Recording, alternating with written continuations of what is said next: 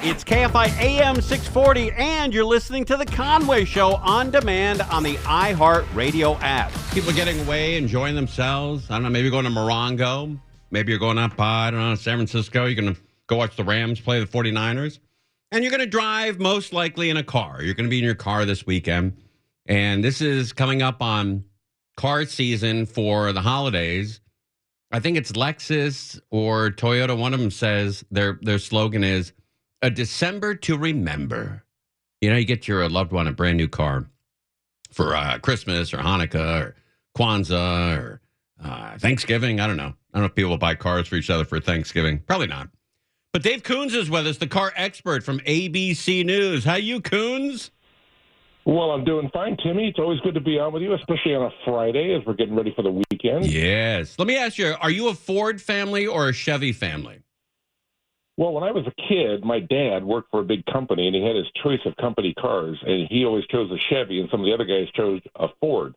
So there'd be parties at our house, and they'd be, almost fighting over Fords are better, Chevys are better. Right, but people are very territorial when it comes to that. And Ford families judge Chevy families, and Chevy families judge Ford families. And then if you were a General Motors loyalist, when you started doing a little better, you could move up from a Chevy to a Pontiac, to an Oldsmobile, to a Buick, and then if you really made it, you got a Cadillac. Yes, yeah, my dad loved those Cadillacs. Hey, so there's a cool thing you're going to talk to us about, the newest 4D immersive experience showcasing the Ford Mustang. What's that all about? Well, it's going on in downtown LA. I don't know if you've been to any of these immersive things. They've done them for the Art of Van Gogh. They've done them for the Titanic. And it's this great kind of high-tech projection that you're in a huge room, and they project things all around you on the walls and on the floor. Oh, that's cool. And they decided to do one for the Ford Mustang. So you go into this whole thing. You get an intro video, and your buddy Jay Leno is part of that, talking about how the Mustang is so iconic. And then you go into this first room, and there's a beautiful 1965 Mustang facing you. And as it starts, everything goes past you on these screens, starting with the assembly line where they built the cars. Oh, that's cool. Narrated by, it's kind of neat. And then they show how it became part of popular culture. So now the car is sitting, literally, it looks like it's sitting on Santa Monica Beach with the pier in the background. And on the floor, the waves are lapping up, and you're in this thing. And it goes through the whole culture of the 60s and how the car, kind of was defined by the culture, the colors and everything else. Then you move into another room. Now we got a modern Mustang, and that thing is on a turntable, and it's going fast. And the scenery is flying by. So when the car is facing you, the scenery is going past you that direction. When the car turns, it's going the other way. And they even have chairs because they're afraid some people are going to get motion sickness. Wow. Because you're so in this thing. Yeah. And what does it cost? What do they charge you to do that whole thing?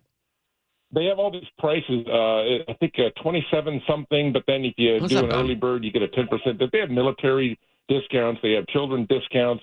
So they have different pricing, I think, for different times. The good news is this thing runs through January. So it's going to be there a long time. It's in a building in the Arts District in downtown LA. In fact, it's right next to the 6th Street Bridge. And part of the thing they have there is a whole thing on Hollywood, and they've got the actual car that Mary Tyler Moore drove in the later seasons of the Mary Tyler Moore show. Wow. So they had two Mustangs. For the first few seasons, you see her driving this really plain-looking white coupe as she's sort of arriving in Minneapolis and driving around. And then partway through the show, she bought a new car. I don't know why you would buy a convertible in Minneapolis, but okay. She bought a blue Mustang convertible, and Ford Motor Company was able to reacquire that car, and it's in their heritage collection now. Oh, that's great. Hey, what are the prices doing nowadays on cars? Are we? I know during COVID, prices went through the roof. Have they come down?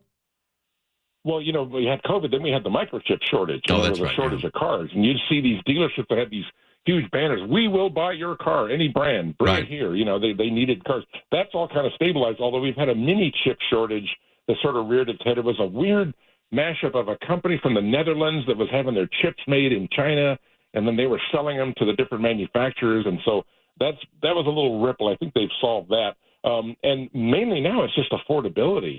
The interest rates have gone up for financing a car. The prices of cars, people want stuff in their car. And people, why can't I buy a $10,000 car anymore? Well, you can in some countries, right, but not in the United States, where they have safety regulations and that sort of thing. Right, Dave. Let me add. Dave Kunz is with us. Maybe see news.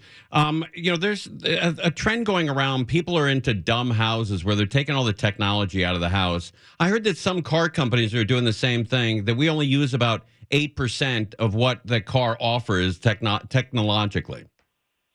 Well, the big trend right now is people are complaining about having to do everything with a touch screen. Right. And manufacturers like Porsche said, we've listened to our customers. When we come up with new models, we're going to have buttons and switches that you touch rather than relying on a screen to do everything. There's a car, it's called a Polestar, and it's kind of a spin-off of Volvo. It's very complicated. They're Chinese-owned. And I drove their SUV a few months back, and you had to do everything with the touchscreen, including adjusting the air conditioning vents. Wow. It's like, can't I just reach up to that little knob like I've been doing my whole life? I got to touch that thing on the screen. And so I think there's some pushback on that. So that's an example of technology that maybe they went a little too far. And the feedback is we want buttons. I think Hyundai and Kia have said we're going to stick with buttons. And companies like Honda have put volume knobs back on the car. Good. They took away because they wanted you to slide your finger up and down a little thing. I know. But people then say, I want to turn a knob. Right. And also, the computer sometimes either fritzes out or doesn't, take some time to start up, and people just want to get, going. But when it comes to that technology, and you mentioned the Chinese electric cars, if the Chinese electric cars were allowed to be sold in America, would they dominate the space? Well, that's debatable, except you have the CEO of Ford Motor Company, a guy named Jim Farley, who I've known for years because he used to work at Toyota. He worked at Toyota and was tasked with launching the Scion brand, if you remember that. Sure. And his daily driver, car companies bring in cars that we're not allowed to have. His daily driver is a sleek four-door Chinese car. I think it's called a Xiaoming XL7. And he said, this thing is amazing, and it makes me afraid of what China could do if they were allowed to sort of flood the market. So, that's the guy at the top of Ford Motor Company, and he's got a little fear of China. Now, the regulations and tariffs, of course, are going to play into that, and that's a big mess that I try to stay away from. But, you have a guy from an iconic American car company saying, I'm a little afraid of what China's doing. That's crazy. And he drives a Chinese car and says it's wonderful. Hey, what is the website for the Ford immersive experience? It's easy. It's mustangimmersive.com/Los Angeles. mustangimmersive.com/Los Angeles? Los Angeles. I don't know why they did it that way. It's good. So when you said it was easy, you lied. The website's easy. It's the most complicated website I've ever heard in my life. God almighty. Tim, buddy, aren't you glad I didn't start with www? Yeah, no kidding. I usually thought I thought you're good for at least one or two three dubs in a conversation. Buddy, I appreciate you coming on. Thanks for the information, man. Hey, listen, go see this thing. Even if you're not into cars, you're going to be blown away by it. It's really cool. You got it. All right, thanks, Bob. All right, man. All right, there he goes. All right, Dave Kunz. That's a cool deal. If you're really into Mustangs, or even, Dave said, if you're not into cars, go. So everybody's got to go, I guess. It's mustangimmersive.com/Los-Angeles. And he said right before he gave me that address, it's the easiest address in the world. It's the longest in the history of the world. That's what it is. That's how he should have sold it. Hey, here's a real complicated, long-ass address. And I would bet that most people listening right now would be euchred in spelling immersive. I don't know. Maybe you could knock it out. But maybe not. I don't know. IMMERSIVE, immersive? I don't know. Okay. You're listening to Tim Conway Jr. on demand from KFI AM 640. Mega Millions is up to $843 million. It snuck up on us. $843 million. And that could be yours if if you get these numbers right. Wouldn't this be a memorable way to kick off the holiday season? Yes. I mean, take a look at this. $843 million on the line for the Mega Millions, and that makes it the 8th largest jackpot in the game's history. Tonight's drawing, by the way, is also the longest streak without a winner. So you know what it's time for. It's time for my favorite part of the assignment, and that's testing my luck. Danny here is ready for his close-up. Good morning to you. Remember, guys, it's $5, not $2. That price for the ticket for the Mega Millions went up earlier this year. One ticket for Mega Millions, please. Now, the good news about this formatting change is that your chances have actually improved to win the jackpot. The bad news, they're still incredibly slim. We're talking 1 in 290 million. Thank you so much, Danny. But there are also other prizes, smaller prizes that you can win. The Mega Millions says that since June, more than 11 million people have won prizes of varying size for the game. If you do win, a couple of things to keep in mind. You want to sign and secure the back of your ticket. You also want to arrange a team of professionals ahead of time, especially if we're talking the big bucks. Wait a minute. Let me go back here a second. Of your ticket. You also you sign the back of your ticket. All right, I get that. also want to arrange a team of professionals ahead of time. You want to arrange a set of professionals, a team of professionals before the drawing? So you're going to call lawyers before the drawing and get them organized? What? You're going to pay thousands to lawyers and then probably won't win? Also want to arrange a team of professionals ahead of time. Ahead of what? The drawing or, maybe in cashing the ticket in? Especially if we're talking the big bucks. And then don't rush into any of the major purchases. Don't be too hasty with that. But that's why you win, to run into the hasty purchases. Because you can't run into hasty purchases when you're broke. And when you win, you got to buy a house and a cool car, an expensive watch, and pay off mom's house. That's what you're supposed to do with the money. That's why it's yours. You also have options, guys. You can always play the Powerball as well. There's nearly $500 million on the line with that. But I'm starting to wonder if you have a better chance of winning the lottery or getting your hands on one of those barista viral Starbucks cups. Probably 50-50 on that. All right. Mark Sanchez, who used to work with Fox, got into a fight in Indianapolis with a truck driver, guy who's picking up oil from restaurants. Not a great job. Not a great job. And then Mark Sanchez comes up on him. There's an altercation. There's a stabbing. I think both of the men were stabbed. And now he's been shown the door at Fox Sports. Fox Sports has cut ties with former USC quarterback Mark Sanchez. Whoa. According to multiple news outlets, Sanchez won't return as a sports analyst after a violent confrontation last month led to his arrest on felony charges. He is accused of beating up a truck driver in Indianapolis during a dispute. That driver stabbed Sanchez in the chest, claiming self-defense. Sanchez is free on bail, and he is set to go on trial next month. Former Saints quarterback Drew Brees will now replace Sanchez. Yeah, that's a good move, because I don't imagine Drew Brees will be kicking the crap out of truck drivers in Indianapolis. When you do dismiss a guy, you want to replace him with a guy who's not going to do that. You don't want to double up. You don't want a truck driver fight ding dong. So it looks like Drew Brees is a terrific guy, probably a great family man. You never hear about him, with coke and doing blow with hookers. He's probably a cool replacement. Yeah, I'm not saying that Mark Sanchez did that. I'm just saying that out of all the sports guys, you wouldn't think Drew Brees is, doing blow off a hooker's back. Is that a thing? I don't know. I never got into blow and not by me. is that I don't know if that's a thing or not. Doing cocaine off somebody's back. I don't know. Marv Albert. That guy went for it. You got to give him that. Yeah, he did. Guy dipped Enjoying his life. That's right. All right. Alzheimer's disease. It's not good. And anytime anyone's gone through it with their mom or dad or grandma and grandpa, it is really tough. Really, really tough. But there is a way that you can slow it down.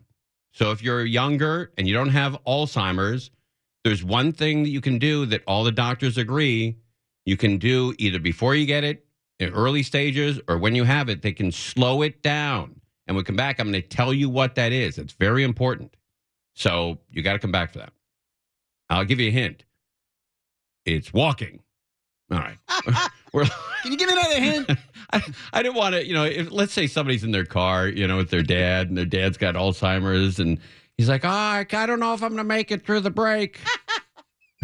You're so considerate. I hate to tease him like that. Yeah.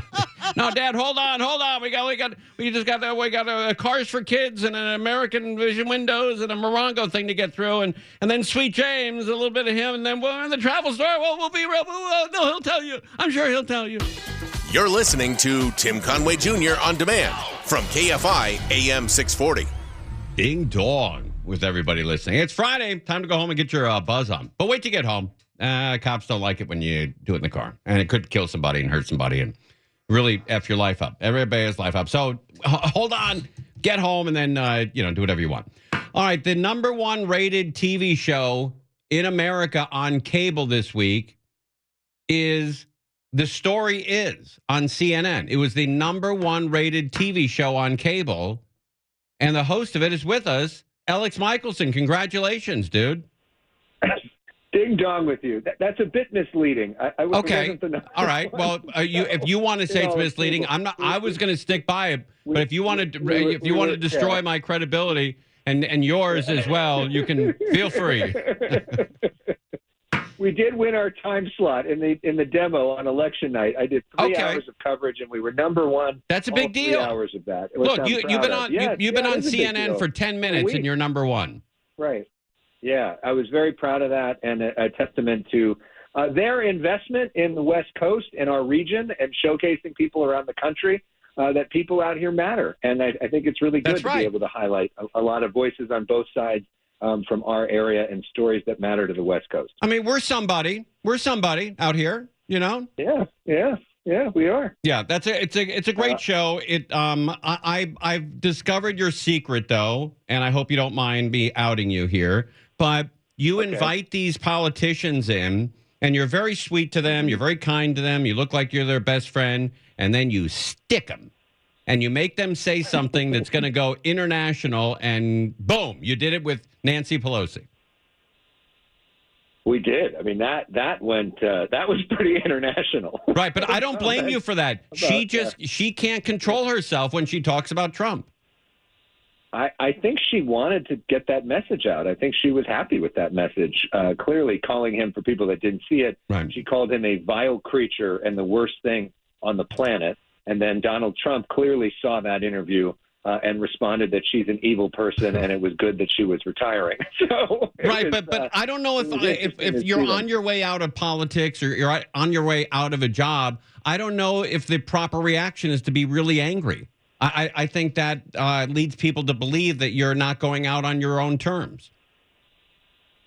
Or you have nothing to lose and you just let it all hang out at that point, depending on. I mean, look, I know how you feel and many of your listeners feel, but there are a lot of people on the left that feel that way about Donald Trump. Sure, I get that. And I think she articulated the way I think she actually feels about him. And we want people to be honest in politics, and I think she was being honest in that moment, and I think he was being honest in thinking that she was not a good person, and that he was happy that she was leaving. But but to say whatever you think of Nancy, but to say the most vile person in the world, where there's a world filled with vile people, is a little over the top. I mean, to suggest that he's worse than Hamas terrorists or rapists or murderers or all the rest of it. Does seem to be a little much. That's right. Antonio Villaraigosa, is nice to see him back in the national stage running for governor of the state of California. I like that guy. Yeah, and it's interesting because right now that race for governor is wide open. Oh yeah. Which hasn't really been the case the last few times. I mean, Gavin Newsom was a big front runner. Jerry Brown was a big front runner. Arnold, obviously got all this attention and was able to get in there, but. Katie Porter still technically the front runner, but we've seen several different polls sort of suggesting that she's weaker because of these videos that came out. Everybody was assuming that Alex Padilla was going to run. The chatter on Washington was that he was about to make an announcement that he was going to run. Then in the middle of the day, on Election Day, he goes up to a podium in the middle of the Senate and just says, "I'm not running," which kind of came out of nowhere. And he hasn't done any interviews afterwards to explain what that was really about. And so now this race is wide open. And obviously Padilla would have been a huge threat to Antonio Villaraigosa, kind of a similar lane that he was going down. And now Villaraigosa and Javier Becerra are really battling out for that sort of Latino lane of this race. And who knows where it goes. But there's also a lot of strong support in the primary, at least for the two Republicans that are running, which is Chad Bianco and Steve Hilton. You know, if I was running for governor of the state of California, do you think I would be should position myself in the Latino lane?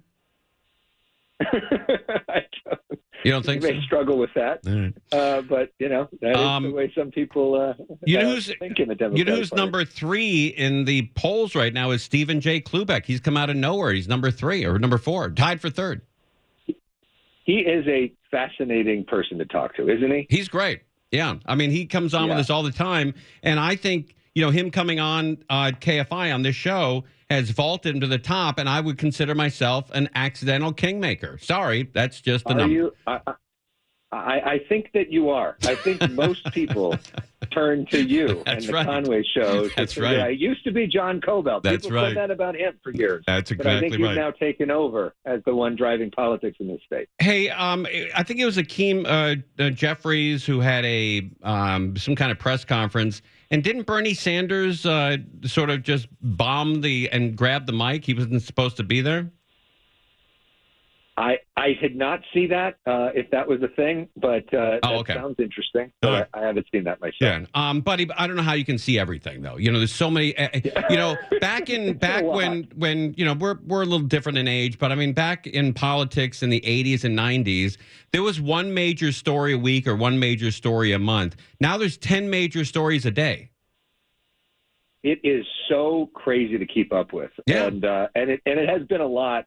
Also, programming 2 hours a night live it's really been a lot, but it's been fun. I mean, you do it. You do more than that, but it's been an interesting challenge. Yeah, and not only do I do more than that, but I also do it and I don't complain, Mr. Michaelson. I'm How about that? I'm not complaining. I'm just an adjustment, learning how to do this. Yeah. Who's coming up next? Who's on the big program? And by the way, it's 9:00 every weeknight on CNN. Is that correct? Yeah, 9 to 11 p.m. every weeknight on CNN. Tonight, we're going to be covering what's going on with the airlines and the delays that are likely coming because of the shutdown. We've also got breaking news in Portland. They the judge just ruled what happened with the National Guard to be unconstitutional. So we'll be getting into that. We've got a panel talking. We're also talking sports later. Okay. We've got Arash Markazi and Jovan Buha coming in to talk about some of the sports betting stuff, which has been interesting, and what's going on in that world. So we've got a lot coming on tonight at the end of a crazy, crazy week. Yeah, and you've only been on, what, 2 weeks? This is the end of our second week, yeah. Second week, and you made international news with Nancy Pelosi. That's a big deal. They must be happy over there.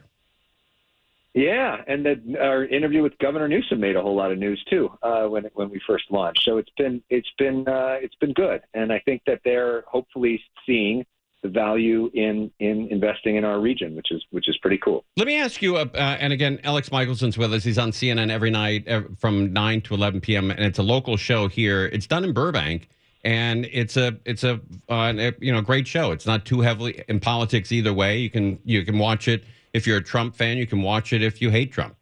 Both ways. But who do you think is the leader right now? Obviously, Trump is the leader of the Republican Party. Who is the current leader after Tuesday of the Democratic Party?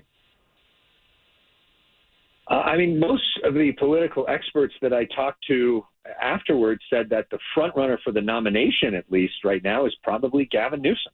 I mean, he has certainly won this year in terms of establishing himself as sort of the most notable anti-Trump governor. Okay.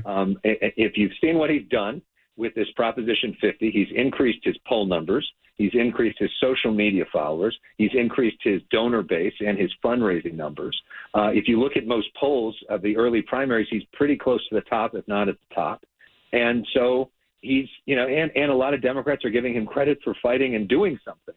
I know that several of your viewers probably want to throw up at the prospect of him becoming president.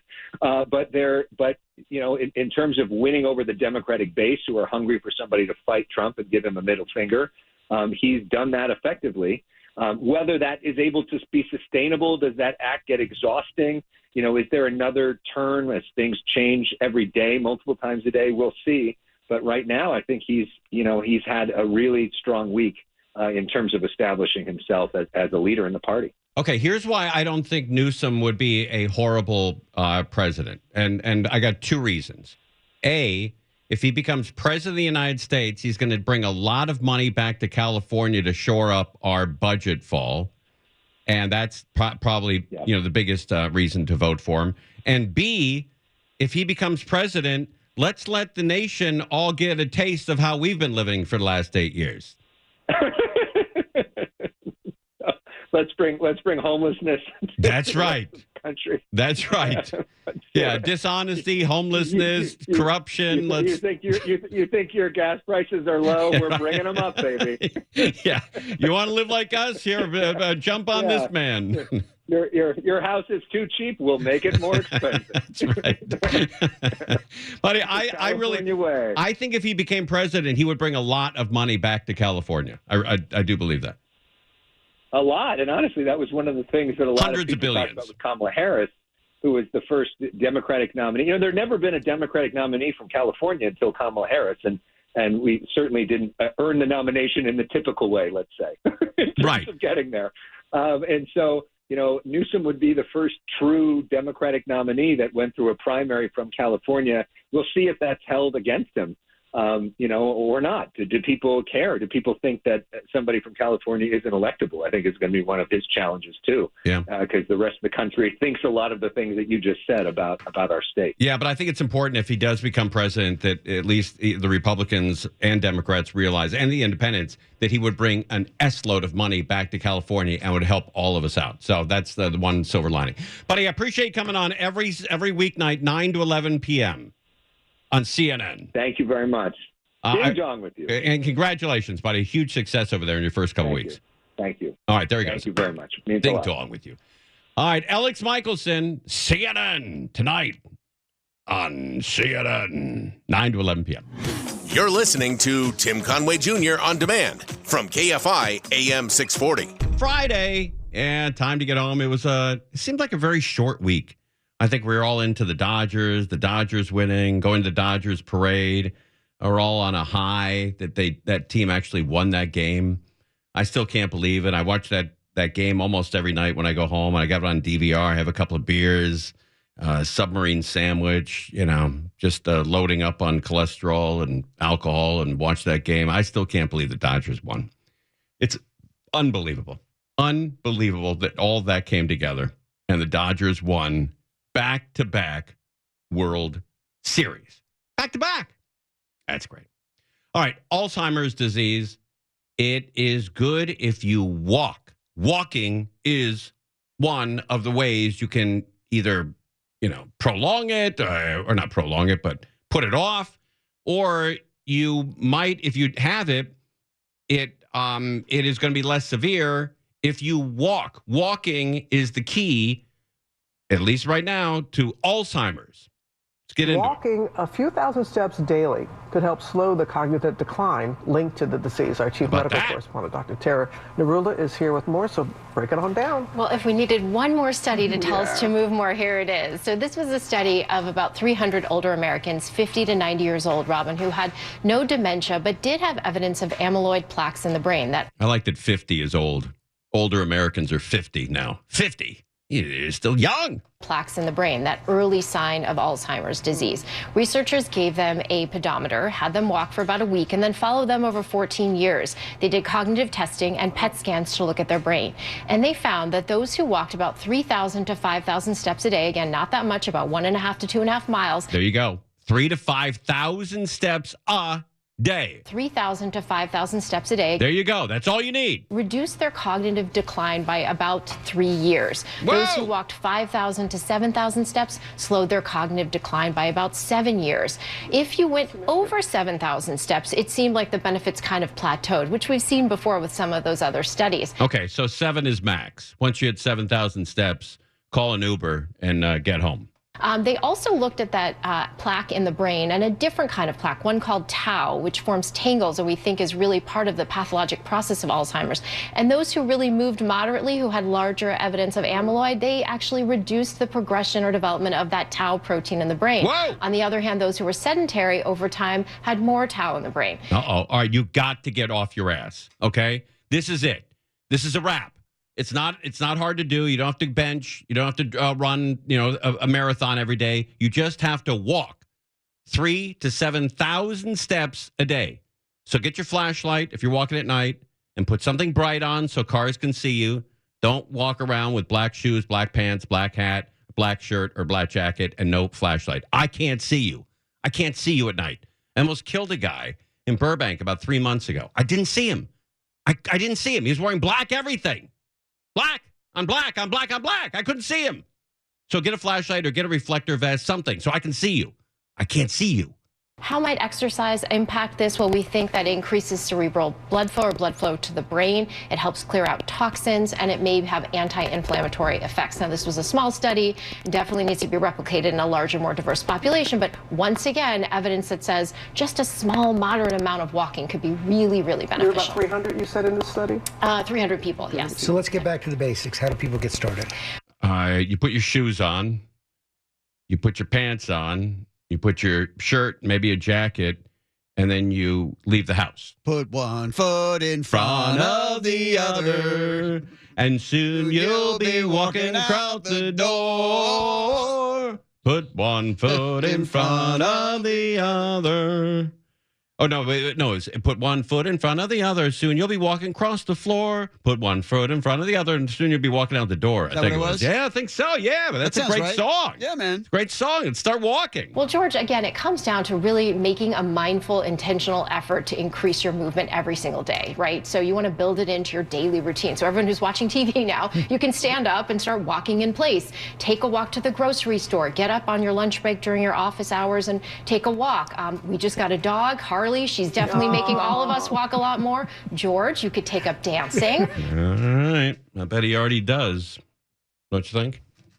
I bet he does. A cotillion class or square dancing or something. Cotillion. All right, we got to take a break. We're live on KFI AM 640. Conway Show on demand on the iHeartRadio app. Now, you can always hear us live on KFI AM 640, 4 to 7 p.m. Monday through Friday, and anytime on demand on the iHeartRadio app.